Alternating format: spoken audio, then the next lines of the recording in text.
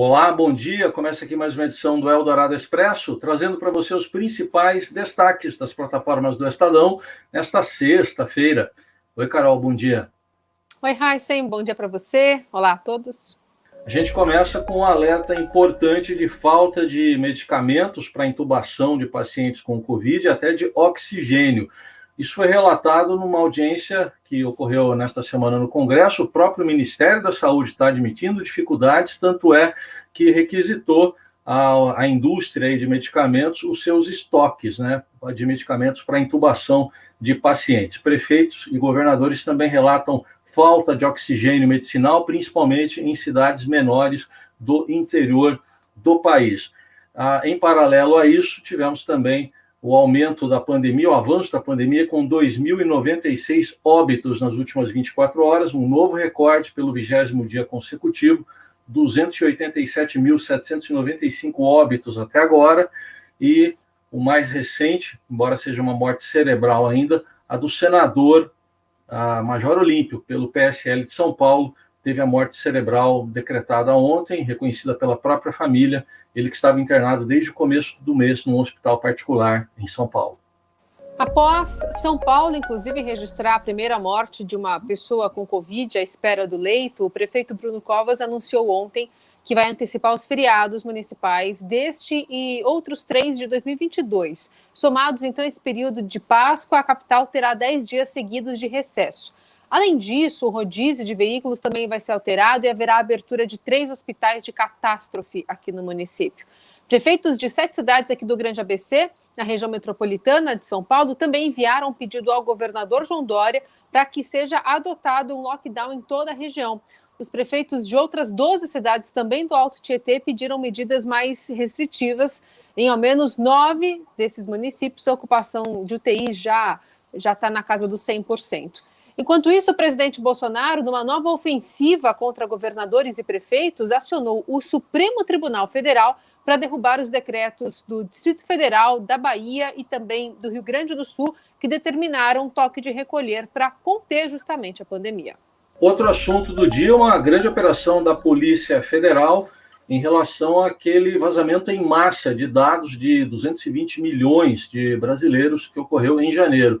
Isso aí dá mais do que o número da população brasileira, porque foram vazados dados até de pessoas que já morreram. E cumprindo um mandado de prisão e 5 de busca e apreensão, a Polícia Federal está agindo hoje em Uberlândia, Minas Gerais, onde prendeu um hacker suspeito desse vazamento, e também em Petrolina, no estado de Pernambuco. Há um segundo hacker também suspeito de estar vendendo esses dados. A gente está acompanhando os desdobramentos dessa operação, que foi determinada, autorizada pelo ministro Alexandre de Moraes, do Supremo Tribunal Federal. O Estadão destaca hoje o total de procedimentos da Polícia Federal para apurar supostos delitos contra a segurança nacional, que saltou 285% nos 2 primeiros anos do governo de Jair Bolsonaro. Esses inquéritos, com base na Lei de Segurança Nacional, foram os que mais cresceram entre as 6 categorias com os principais temas alvos da PF.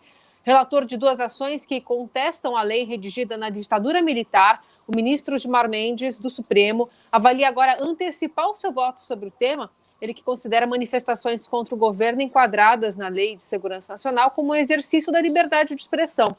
Ontem também a Justiça do Rio suspendeu um inquérito contra o influenciador digital Felipe Neto, que chamou o presidente de genocida. Essa investigação foi aberta após uma denúncia do filho do presidente, o vereador do Rio, Carlos Bolsonaro.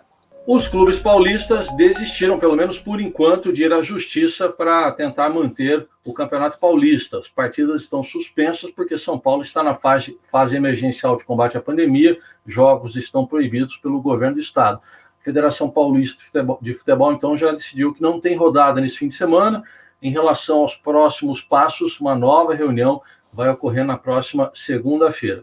E hoje a UEFA também fez o sorteio dos jogos das quartas de final da Champions League. Vai ter o confronto entre PSG e o Bayern de Munique, que fizeram a final da Champions da temporada passada. O time do Neymar, o PSG, enfrentando o atual campeão. Outro confronto que chama atenção é o do Real Madrid contra o Liverpool. Os 4 jogos você confere lá no portal do Estadão. E a gente encerra com o destaque também da quarentena, né, do caderno aqui especial do Estadão, falando sobre vinhos. O Estadão fez uma degustação às cegas e avaliou 27 tintos de até R$ 100, campeões de venda. Esses rótulos escolhidos estão entre os mais vendidos mesmo por importadores e produtores brasileiros. Então fica a dica para você ficar em casa e ler e essa reportagem, quem sabe se animar também com alguns dos nomes que estão lá. Estes e outros assuntos você acompanha nesta sexta nas plataformas do Estadão. Um ótimo fim de semana. Até mais. Até segunda.